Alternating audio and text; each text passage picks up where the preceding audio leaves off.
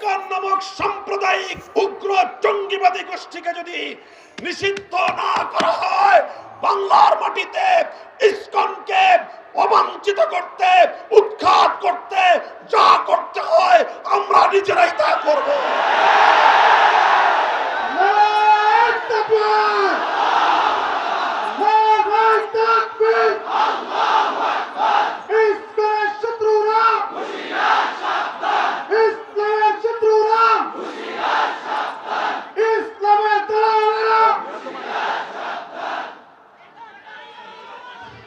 সংগ্রামী সাথী ও বন্ধুগণ, আমরা আপনাদেরকে ধৈর্যশীলতার, সহনশীলতার আহ্বান জানাই। আমরা দেশবাসীকে সে আহ্বান জানাতেই থাকব।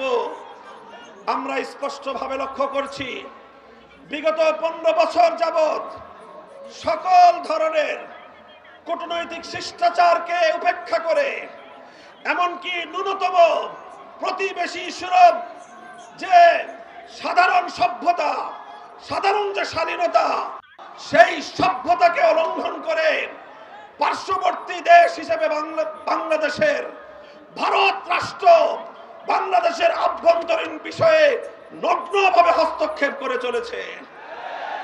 15 বছর পর্যন্ত বাংলাদেশের প্রতিটি জাতীয় নির্বাচনকে ভারতের প্রচ্ছন্ন মদদে শেখ হাসিনা জনগণের ভোটাধিকারকে হরণ করে নিয়েছে।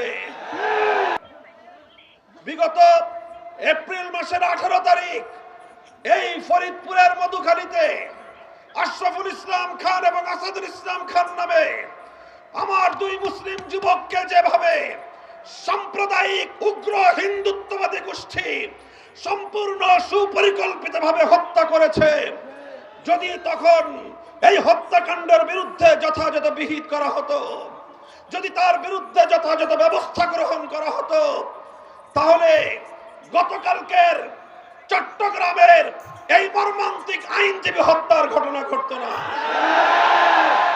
গতকালকের এই ঘটনার পর আজ গোটা বাংলাদেশ হতবাক।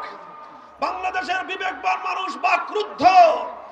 একটি দেশের আদালত পাড়ায় যদি একজন সরকারি আইনজীবীর জীবন নিরাপত্তা না থাকে, তাহলে বুঝতে হবে এই উগ্র সাম্প্রদায়িক গোষ্ঠী কতটা ভয়াবহ এবং কতটা দুর্বেদ্য এবং কতটা আগ্রাসী ভূমিকায় তারা পরিণত হয়েছে। আমরা বহু আগেই সতর্ক করেছিলাম। ইসকনের বিরুদ্ধে আমরা বছরের পর বছর কথা বলেছি। এই ইসকনকে যদি, তাদের অগ্রযাত্রাকে যদি রুখে না দেওয়া যায়, বাংলাদেশের স্বাধীনতা বিপন্ন হবে।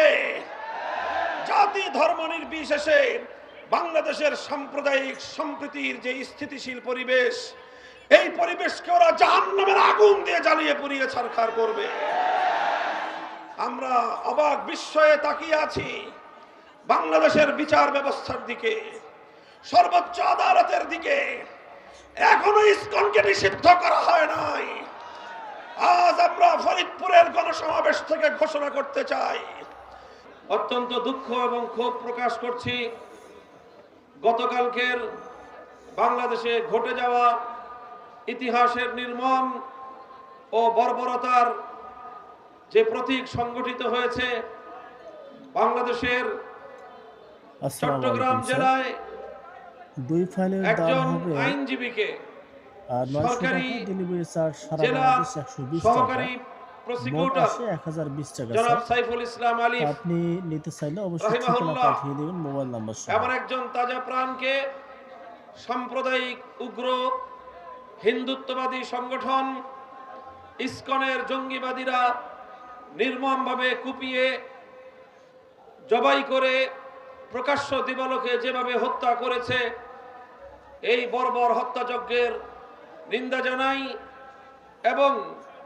এই জাতীয় হত্যাকাণ্ড এবং সাম্প্রদায়িক দাঙ্গা সৃষ্টির উস্কানিমূলক সকল তৎপরতার বিরুদ্ধে দেশবাসীকে সজাগ থাকার উদাত্ত আহ্বান জানাই। সংগ্রামী সাথী ও বন্ধুগণ, আজ এ কথা বলতে কোনো দ্বিধা নেই। বিগত জুলাই এবং আগস্ট মাসে বাংলাদেশে যে বিপ্লব সংগঠিত হয়েছে, এ বিপ্লব এবং এই অভ্যুত্থান এদেশের মানুষের বহু ত্যাগ, কোরবানি আর নজরানার মাধ্যমে অর্জিত হয়েছে। 900 টাকা। এখানে বহু অংশীজন রয়েছে বিপ্লবের জালিম স্বৈরাচারী শেখ হাসিনার ওকে 15 বছরের জুলুম এবং অত্যাচারের যুক্ত স্টিম হবে রোলারে নিষ্পেষিত হয়েছে 120 বাংলাদেশের টাকা। মানুষ, সারা অত্যাচারে বাংলাদেশ নিষ্পৃষ্ট হয়েছে বাংলাদেশ মোট আসে এবং বাংলাদেশের রাষ্ট্রীয় সকল স্থাপনা, 1020 সকল টাকা। প্রতিষ্ঠান, এমনকি গোটা বাংলাদেশের সকল অস্তিত্ব, বাংলাদেশের বিশ্ব দরবারে সমুজ্জ্বল যে ভাবমূর্তি, সব কিছুকে ম্লান করে দিয়ে বাংলাদেশকে ধ্বংসের দ্বার প্রান্তে দাঁড় করিয়ে দিয়েছিল। এই দীর্ঘ অত্যাচার, অবিচার এবং হত্যাযজ্ঞে অনেকেই ক্ষতিগ্রস্ত হয়েছে। তবে সবচেয়ে বেশি যেই শ্রেণী শেখ হাসিনা এবং তার ফ্যাসিবাদের আক্রমণের শিকার হয়েছে, শ্রেণী হিসেবে তারা সবচেয়ে বেশি হলো ইসলামী জনতা, এদেশের ঠিকানা আলেম পাঠিয়ে সমাজ। দিন। আমি সেই সকল বীর শহীদানদের সকলকেই আমি শ্রদ্ধা করে স্মরণ করি, যারা বিগত স্বৈরাচারী শেখ হাসিনার 15 বছরে নানাভাবে রাষ্ট্রযন্ত্র কর্তৃক নিপীড়িত হয়েছে, নির্যাতিত হয়েছে, গুম খুনের শিকার হয়েছে, হত্যাকাণ্ডের শিকার হয়ে এক সাগর রক্ত পাড়ি দিয়ে যাদের রক্তের উপর দাঁড়িয়ে বাংলাদেশ আজ নতুনভাবে মাথা উঁচু করে দাঁড়াবার সাহস দেখাচ্ছে। সংগ্রামী সাথী ও বন্ধুগণ, 2013 সালের 5ই মে ঢাকার শাপলা চত্বরে হেফাজতে ইসলাম বাংলাদেশ আহুত আল্লাহর নবীর ইজ্জত সংরক্ষণের ঈমানি দাবিতে সমবেত তৌহিদি জনতা রাতের অন্ধকারে ঘুমন্ত অবস্থায়, কেউ তাহাজ্জুদরত অবস্থায়, সম্পূর্ণ নিরস্ত্র অবস্থায় তাদেরকে বিনা কারণে উস্কানিমূলক ভাবে লক্ষ লক্ষ রাউন্ড গুলি নিক্ষেপ করে ঢাকার রাজপথ মতিঝিলকে, শাপলা চত্বরকে রক্তে ভাসিয়ে দিয়ে হেফাজতে ইসলামের আলেম ওলামাদেরকে, এদেশের ইসলাম প্রিয় ইসলামী আন্দোলনের কর্মীদেরকে যেভাবে হত্যা করা হয়েছে, ইতিহাসে তার নজির বিরল। মোট আসে যদি 2013 সালে এদেশের সকল শ্রেণী এবং পেশার মানুষ ঐক্যবদ্ধ হয়ে হেফাজতে ইসলামের আলেম সমাজের পাশে দাঁড়াতো, তাহলে বাংলার ক্ষমতার মসনদে শেখ হাসিনার মতো দানব তৈরি হতো না। সেই ঘটনার সূত্র ধরে বলতে চাই, 2013 সালের এই বর্বরতার পরেও, এই গণহত্যার পরেও শেখ হাসিনা এবং আওয়ামী লীগকে প্রশ্রয় দেওয়ার কারণে বাংলাদেশের সুশীল নামীয় যেই শ্রেণী আওয়ামী লীগ এবং শেখ হাসিনাকে সমর্থন জুগিয়েছে, প্রশ্রয় দিয়েছে, তারাই 2024 সালে শেখ হাসিনার দানবীয় হত্যাকাণ্ড পরিচালনা করবার জন্য পরোক্ষভাবে সহায়কের ভূমিকা পালন করেছে। সেই সূত্রে আজ আমি বলতে চাই, বিগত এপ্রিল মাসের 18 তারিখ এই ফরিদপুরের মধুখালীতে আশরাফুল ইসলাম খান এবং আসাদুল ইসলাম খান নামে আমার 2 মুসলিম যুবককে যেভাবে সাম্প্রদায়িক উগ্র হিন্দুত্ববাদী গোষ্ঠী সম্পূর্ণ সুপরিকল্পিতভাবে হত্যা করেছে, যদি তখন এই হত্যাকাণ্ডের বিরুদ্ধে যথাযথ বিহিত করা হতো, যদি তার বিরুদ্ধে যথাযথ ব্যবস্থা গ্রহণ করা হতো, তাহলে গতকালকের চট্টগ্রামের এই মর্মান্তিক আইনজীবী হত্যার ঘটনা ঘটতো না। গতকালকের এই ঘটনার পর আজ গোটা বাংলাদেশ হতবাক। বাংলাদেশের বিবেকবান মানুষ বাকরুদ্ধ। একটি দেশের আদালত পাড়ায় যদি একজন সরকারি আইনজীবীর জীবন নিরাপত্তা না থাকে, তাহলে বুঝতে হবে এই উগ্র সাম্প্রদায়িক গোষ্ঠী কতটা ভয়াবহ এবং কতটা দুর্বেদ্য এবং কতটা আগ্রাসী ভূমিকায় তারা পরিণত হয়েছে। আমরা বহু আগেই সতর্ক করেছিলাম, ইসকনের বিরুদ্ধে আমরা বছরের পর বছর কথা বলেছি। এই ইসকনকে যদি, তাদের অগ্রযাত্রাকে যদি রুখে না দেওয়া যায়, বাংলাদেশের স্বাধীনতা বিপন্ন হবে। জাতি ধর্ম নির্বিশেষে বাংলাদেশের সাম্প্রদায়িক সম্প্রীতির যে স্থিতিশীল পরিবেশ, এই পরিবেশকে ওরা জাহান্নামের আগুন দিয়ে জ্বালিয়ে পুড়িয়ে ছারখার করবে। আমরা অবাক বিস্ময়ে তাকিয়ে আছি বাংলাদেশের বিচার ব্যবস্থার দিকে, সর্বোচ্চ আদালতের দিকে। এখনো ইসকনকে নিষিদ্ধ করা হয় নাই। আজ আমরা ফরিদপুরের গণসমাবেশ থেকে ঘোষণা করতে চাই, এই ইসকন নামক সাম্প্রদায়িক উগ্র জঙ্গিবাদী গোষ্ঠীকে যদি নিষিদ্ধ না করা হয়, বাংলার মাটিতে ইসকনকে অবাঞ্ছিত করতে, উৎখাত করতে যা করতে হয় আমরা নিজেরাই তা করব।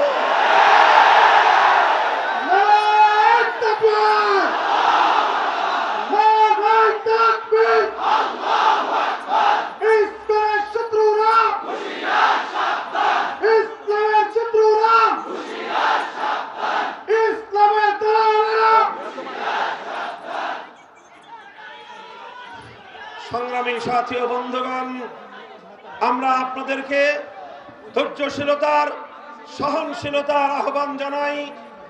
আমরা দেশবাসীকে সে আহ্বান জানাতেই থাকব।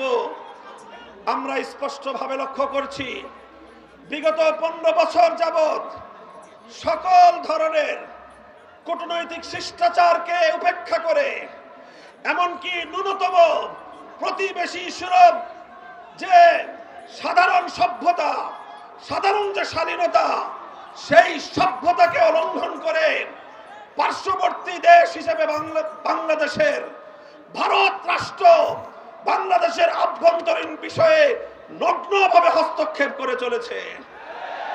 15 বছর পর্যন্ত বাংলাদেশের প্রতিটি জাতীয় নির্বাচনকে ভারতের প্রচ্ছন্ন মদদে শেখ হাসিনা জনগণের ভোটাধিকারকে হরণ করে নিয়েছে, ভোট ব্যবস্থাকে বাতিল করে দিয়েছে। সর্বোচ্চ আদালত বিচার ব্যবস্থায় তার নিজের দলীয় লোকদেরকে নিয়োগ করে সর্বোচ্চ বিচারকের আসনকে পর্যন্ত কলঙ্কিত করেছে।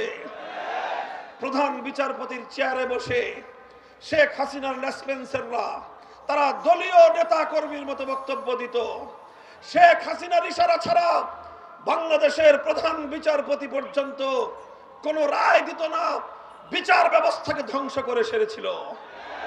প্রশাসনকে দলীয়করণ করেছিল।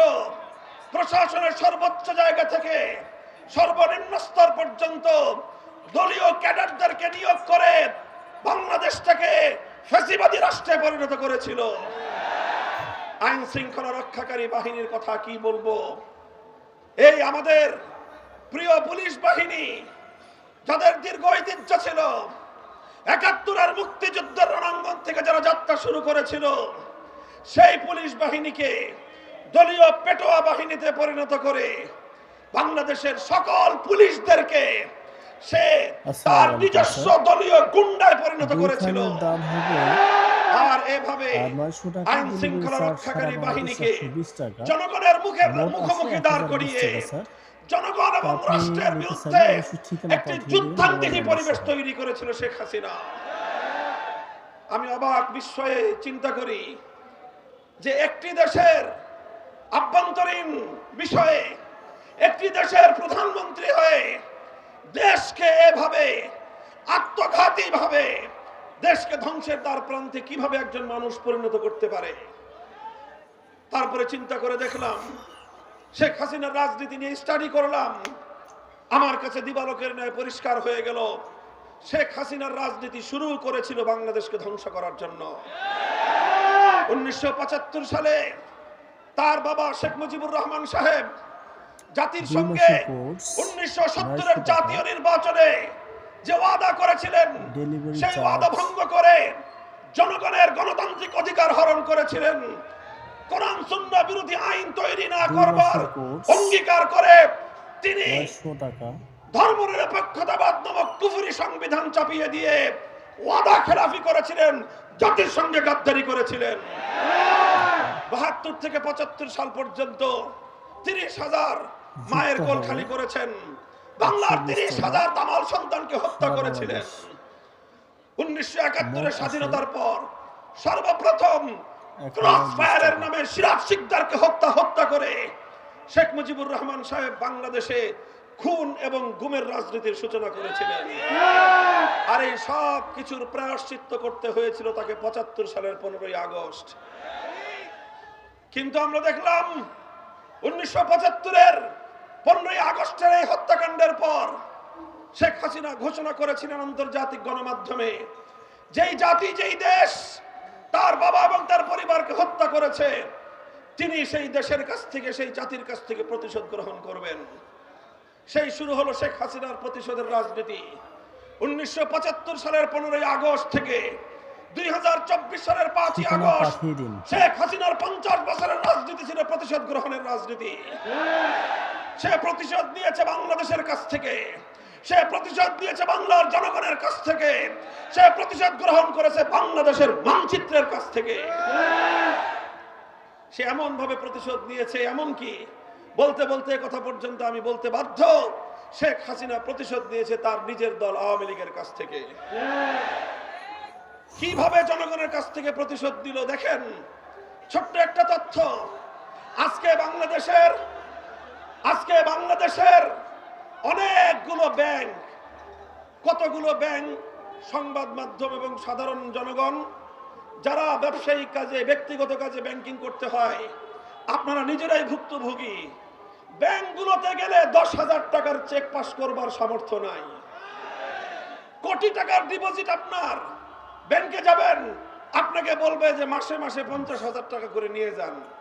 আপনি বলেন 1 কোটি টাকা যার ডিপোজিট, সে যদি প্রতি মাসে 50,000 টাকা করে নেয়, তার নাতিপুতিরাও এই টাকা ভোগ করে যেতে পারবে না।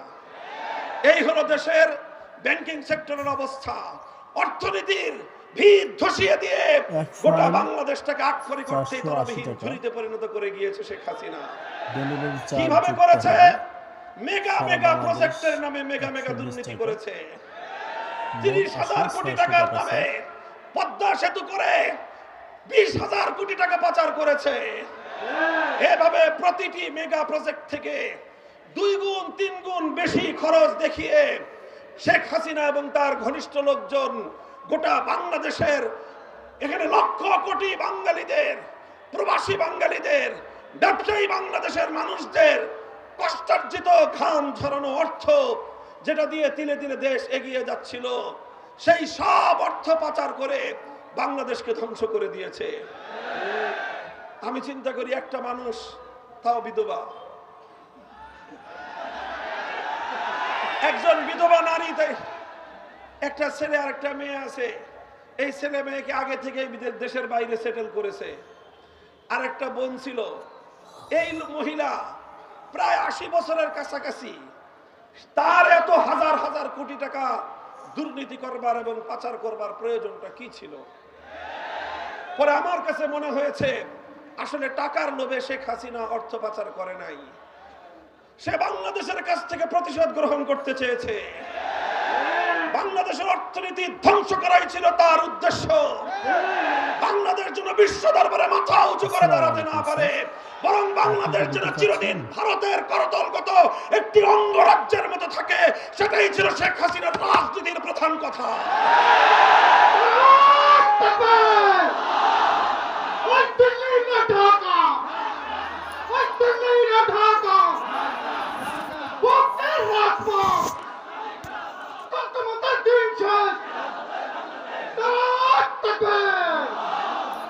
সংগ্রামী সাথী ও বন্ধুগণ, এভাবে 15টা বছর পর্যন্ত শেখ হাসিনা বাংলাদেশের জনগণের প্রতিনিধিত্ব করে নাই। আমার কাছে তো এই কথা স্পষ্ট যে শেখ হাসিনা বাংলাদেশের প্রধানমন্ত্রী হওয়ার চেয়েও তার কাছে তিলকওয়ালী মুখ্যমন্ত্রী হওয়াটাই ছিল অগ্রগণ্য।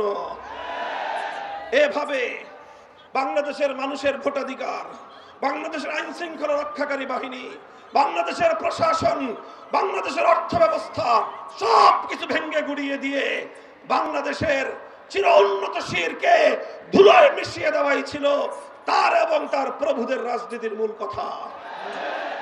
আজ শেখ হাসিনা এবং তার ফ্যাসিবাদী সরকারের পতনের পর যখন বাংলাদেশ আবার ঐক্যবদ্ধ হয়ে ঘুরে দাঁড়াবার প্রয়াস শুরু করেছে, বাংলাদেশের অর্থনীতি যখন আবার তিল তিল করে দানা বাঁধতে শুরু করেছে, বাংলাদেশ যখন আবার ঐক্যবদ্ধভাবে সামনের দিকে অগ্রসর হওয়ার জন্য একটি ট্র্যাকে ওঠার চেষ্টা করছে, বারবার সেই পতিত ফ্যাসিবাদী স্বৈরাচারী সরকার এবং তার অভিভাবকরা, তার প্রভুরা দেশের সীমান্তের বাইরে থেকে আমার বাংলাদেশের অভ্যন্তরে অস্থিতিশীলতা সৃষ্টি করে, দেশের মধ্যে গোলযোগ সৃষ্টি করে আবার তারা ক্ষমতার মসনদে ফিরে আসবার দিবাস্বপ্ন দেখছে। আমরা বলতে চাই পরিষ্কার, আজকে ভারতকে লক্ষ্য করে নাম নিয়েই আমাদেরকে কথা বলতে হয়।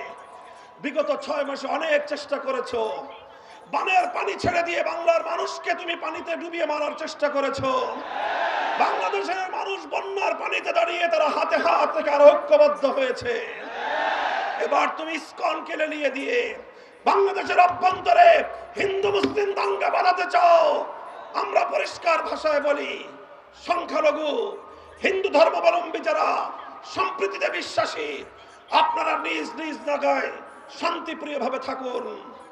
আপনারা যে কোনো নিরাপত্তাহীনতা বোধ করবেন, বাংলাদেশের রাষ্ট্র, আইন শৃঙ্খলা রক্ষাকারী বাহিনী, প্রশাসন আপনাদেরকে নিরাপত্তা দিবে। যদি সেক্ষেত্রে নিরাপত্তা ব্যবস্থার কোনো অপ্রতুলতা আপনারা যদি অনুভব করেন, পার্শ্ববর্তী ওলামায়ে কেরাম, মসজিদের ইমাম সাহেবান, মাদ্রাসার হুজুররা, হেফাজতে ইসলাম বাংলাদেশ, বাংলাদেশ খেলাফত মজলিস সহ ইসলামী জনতার কাছে আপনারা শুধুমাত্র একটু সংবাদ দিবেন, দেখবেন এদেশের সম্প্রীতি রক্ষা করবার জন্য, জনগণের জান মাল ইজ্জত আবরুর নিরাপত্তা নিশ্চিত করার জন্য যে কোনো ত্যাগ স্বীকার করতে আমরা প্রস্তুত থাকব।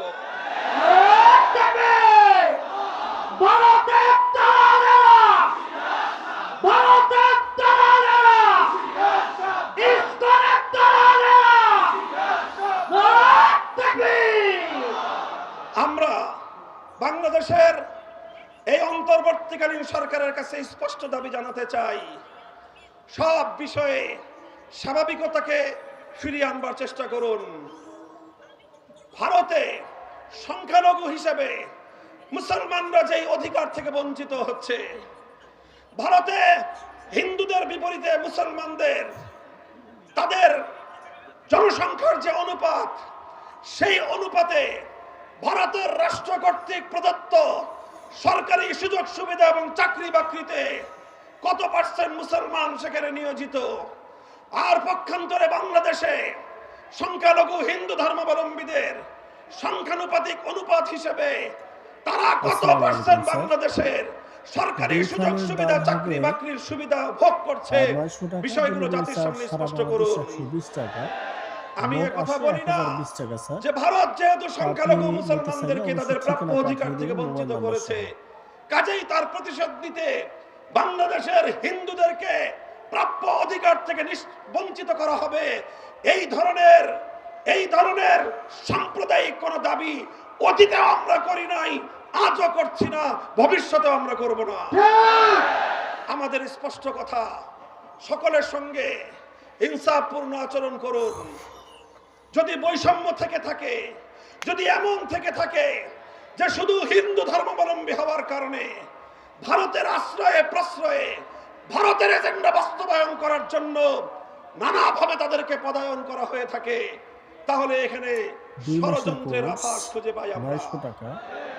অবশ্যই হিন্দু ধর্মাবলম্বী হিসেবে সংখ্যালঘুদের, বৌদ্ধ ধর্মাবলম্বী হিসেবে সংখ্যালঘুদের, খ্রিস্ট ধর্মাবলম্বী হিসেবে খ্রিস্টানদের প্রত্যেকের যার যার অধিকার নিশ্চিত করা হবে। এমনকি আমি এটাও বলি, সংখ্যালঘু হিসেবে মুসলিমদের থেকে তাদেরকে কিছুটা নিরাপত্তা এবং সুযোগ সুবিধা বেশি দেওয়া হোক, এতে আমরা কোনো ক্ষোভ প্রকাশ করব না।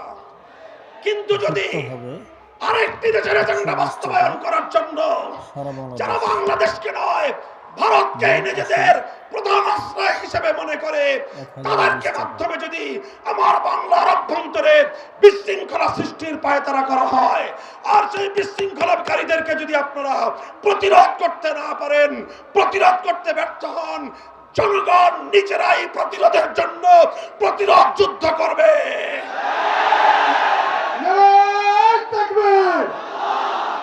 ভারতের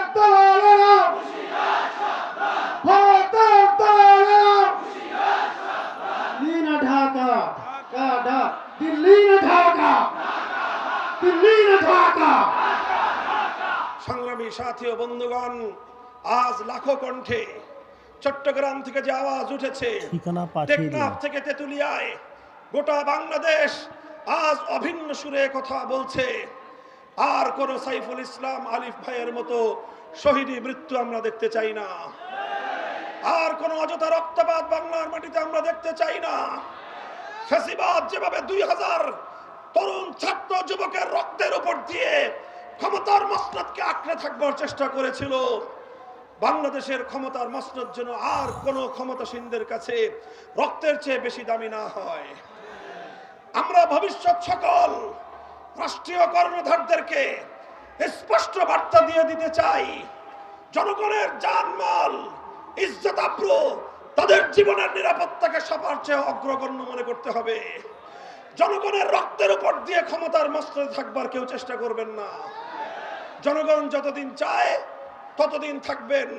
জনগণের নার্ভ, তাদের পালস এবং তাদের অভিপ্রায় বুঝবার চেষ্টা করবেন। অন্তর্বর্তীকালীন সরকারকে বলবো, একেবারে আনলিমিটেড সময়ের জন্য ক্ষমতা আপনাদেরকে দেওয়া হয় নাই। একটা নির্ধারিত সময়ের জন্য আপনাদেরকে ক্ষমতার মসনদে বসানো হয়েছে। সুনির্দিষ্ট একটা এজেন্ডা রয়েছে, সুনির্দিষ্ট দায়িত্ব রয়েছে। আপনারা প্রয়োজনীয় সংস্কার সারবেন। ডেলিভারি চার্জ যুক্ত হবে। ফ্যাসিবাদের আগ্রাসনে ভেঙে পড়া বাংলাদেশের ভঙ্গুর রাষ্ট্র কাঠামোকে শুধুমাত্র জরুরি পুনর্নির্মাণ করে অতি দ্রুত জাতীয় নির্বাচনের ব্যবস্থা করবেন। লেভেল প্লেইং ফিল্ড তৈরি করে জনগণের প্রতিনিধিদের হাতে ক্ষমতা হস্তান্তর করার রাস্তায় আপনারা চলা শুরু করুন। নির্বাচন কমিশন সংস্কার করা হয়েছে, পুনর্গঠন করা হয়েছে, ধন্যবাদ জানাই। নির্বাচন কমিশনের প্রতি আমাদের উদাত্ত আহ্বান থাকবে, সকল দল এবং মতের প্রতি বৈষম্যহীন আচরণ করতে হবে। ইসলামী জনতা বিগত 50 বছর ধরে বাংলাদেশের রাজনীতিতে বঞ্চনার শিকার হয়েছে। ঢাকা বিশ্ববিদ্যালয় সহ প্রতিটি পাবলিক বিশ্ববিদ্যালয়ে ইসলামী সংগঠনগুলোকে অঘোষিতভাবে নিষিদ্ধ করে রাখা হয়েছিল। প্রতিটি পাবলিক বিশ্ববিদ্যালয়, প্রতিটি প্রাইভেট বিশ্ববিদ্যালয় সহ সকল শিক্ষাঙ্গনে ইসলামী সংগঠনগুলোর রাজনীতি করবার সুযোগ অবারিত করতে হবে। এদেশের ইসলামী সংগঠনগুলোই সাম্প্রদায়িক সম্প্রীতি রক্ষার ক্ষেত্রে অগ্রণী ভূমিকা পালন করে। বাংলাদেশ খেলাফত ছাত্র মজলিস আজ বাংলার প্রতিটি প্রান্তে প্রান্তে, স্কুল, কলেজ, মাদ্রাসা, ইউনিভার্সিটি সব জায়গায় তারা কাজ করছে। এদেশের তরুণ ছাত্র জনতাকে আমি উদাত্ত আহ্বান জানাই, আসো আমরা হাতে হাত রাখি। যেভাবে 5ই আগস্টের বিপ্লবের জন্য শহীদ আবু সাঈদরা বুলেটের মুখে বুক চিতিয়ে দাঁড়িয়েছিল, এটাই হলো বাংলাদেশ। শহীদ আবু সাঈদ বাংলাদেশের অপর নাম। এভাবে যদি আমার ছাত্র জনতারা আগামী দিনেও শুধুমাত্র একটি দলকে নয়, একটি স্বৈরাচারকে শুধু নয়, গোটা স্বৈরতন্ত্রের শেকড়কে উপড়ে ফেলবার জন্য বদ্ধপরিকর হয়, সোনার বাংলাদেশ গড়ে ওঠা সম্ভব হবে। আমরা স্পষ্ট ভাষায় বলতে চাই, বৈষম্যহীন এই সমাজ ব্যবস্থা, সম্পূর্ণ ইনসাফ ভিত্তিক সমাজ ব্যবস্থা যদি আসলে আমরা গড়তে চাই, আমাদের এই চাওয়ার ক্ষেত্রে যদি আমরা শতভাগ আন্তরিক এবং সত্যবাদী হয়ে থাকি, তাহলে আমি যে কথা বলবো সেটা হলো এই, মানব রচিত কোন তন্ত্রমন্ত্রের মাধ্যমে পূর্ণাঙ্গ বৈষম্যহীন ইনসাফপূর্ণ সমাজ গড়া সম্ভব নয়। এজন্য একমাত্র নিশ্চয়তা প্রদানকারী ব্যবস্থার নাম হলো আল্লাহ প্রদত্ত, আল্লাহর প্রতিনিধিত্বের রাজনীতি, খেলাফতের রাজনীতি।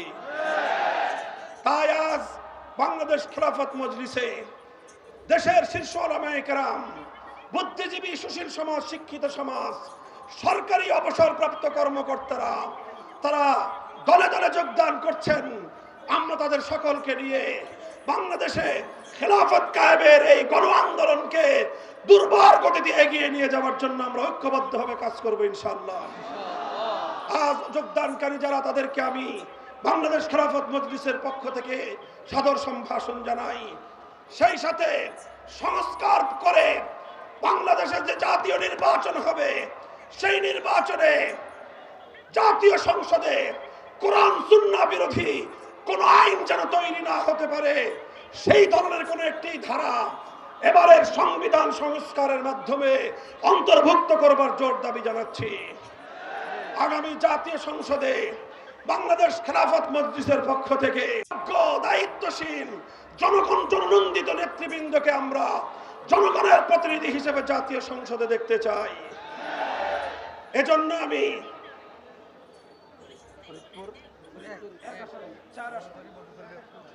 ফরিদপুরের এক আসন থেকে, বোয়ালমারী, মধুখালী, আলফাডাঙ্গার আসন থেকে মুফতি শরাফত হোসেনকে আমাদের দলীয় প্রতীক রিকশা তুলে দিয়ে আপনাদের সকলকে তার সহযোগিতায় মাঠ ময়দানে কাজ করার জন্য উদাত্ত আহ্বান জানাই। করবেন তো আপনারা ইনশাআল্লাহ?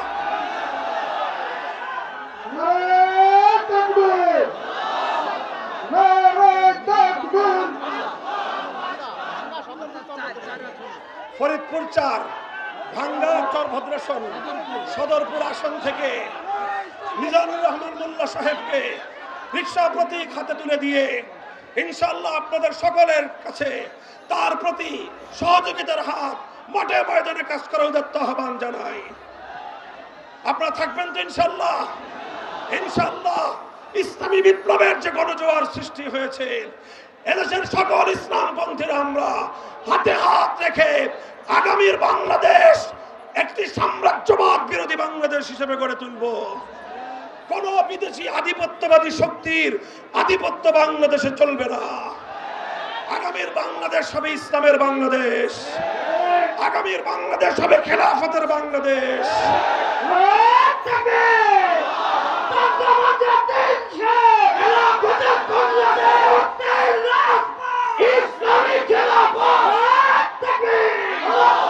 ইনশাআল্লাহ এভাবে আপনারা আমাদের পাশে থাকবেন তো ইনশাআল্লাহ? আল্লাহ পাক কবুল করুন, তৌফিক দান করেন। আমার বাংলাদেশ সকল ষড়যন্ত্রের হাত থেকে মুক্তি পাক, সব ষড়যন্ত্রের চাকারী চক্রান্তকারী উগ্র গোষ্ঠী নিপাত যাক। আখির দাওয়ানা আলহামদুলিল্লাহি রাব্বিল আলামিন। বাংলাদেশ খেলাফত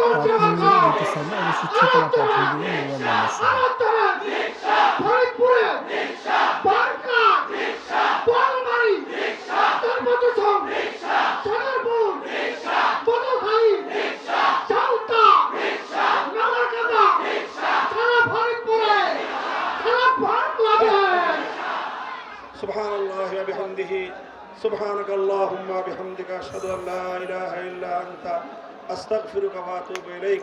রব্বানা তাকাব্বাল মিন্না ইন্নাকা আনতাস সামিউল আলিম ওয়া তুব আলাইনা ইয়া মাওলানা ইন্নাকা আনতাত তাওয়াবুর রহিম। সুবহান রাব্বিকা রাব্বিল ইজ্জাতি আম্মা ইয়াসিফুন ওয়া সালামুন আলাল মুরসালিন আলহামদুলিল্লাহি রাব্বিল আলামিন। 2 মাসের কোর্স 900 টাকা, ডেলিভারি চার্জ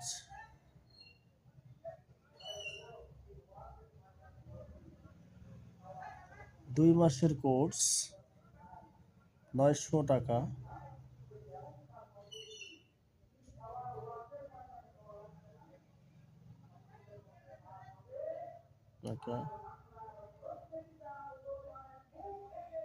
যুক্ত হবে 120 টাকা সারা বাংলাদেশ, মোট আসে 1020 টাকা।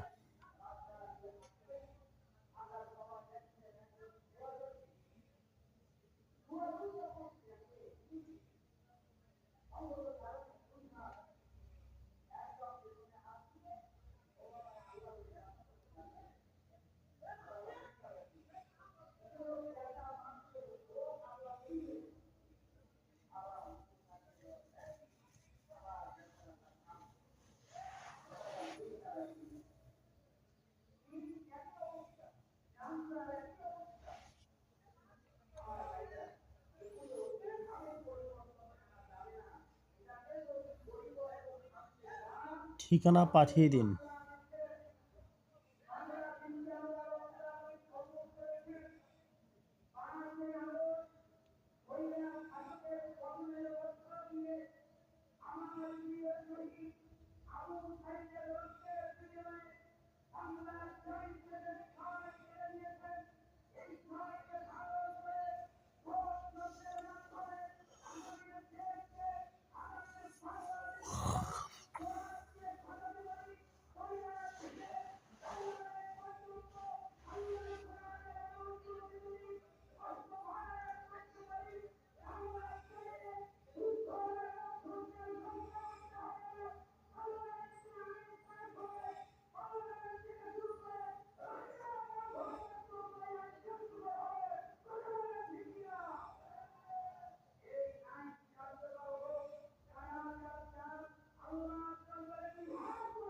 বেশি।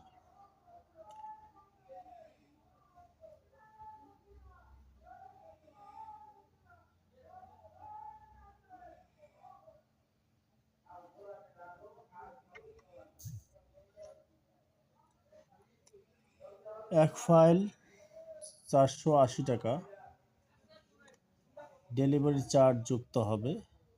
সারা বাংলাদেশ 120 টাকা, মোট আসে 600 টাকা স্যার।